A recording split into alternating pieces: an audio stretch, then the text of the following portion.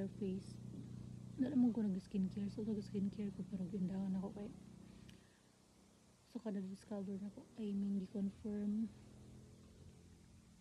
ko itong nagpa-biopsy na ko ba i-confirm kung psoriasis ba itong ako ang mga sakit-sakit niya mo man dito siya yan ang doktor na bawal do ko magamit og mga sabon nga isog ito siya ang dako skincare ko na gud-gud ka na olay lang gud na pink na cream ug ang sabon kay Bishay. Okay naman siya. Nakamis naman to siya. Ang problema lang kay lagi. Bawal kay tingala ko. Nag-worst ko ang psoriasis now.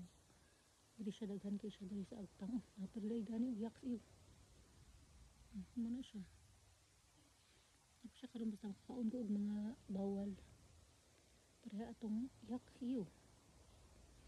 Pareha atong kuan. Tawag ni. Pasintabi sa mga kumakain.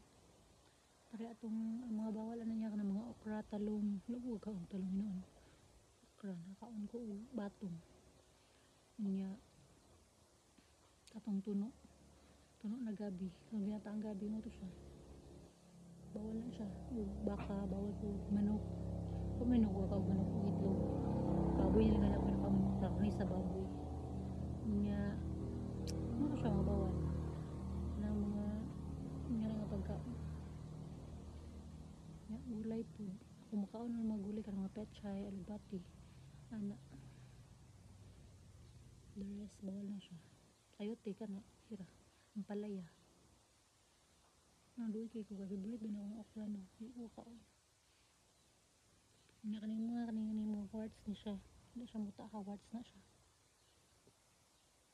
ambot lang pero niya na to kung kauban nga classmate ako sa una nga napos siya nga ni Bawards mabalik daw gyapon siya inig ka ng kuan laser bandag na laser muna siya mabalik bandag gyapon siya so wala lang pug ko laser balik man gyapon nya syempre nanabay ko sa psoriasis niya so bawal na sa mga harsh good na mga kuan na ginabutang sa naw akong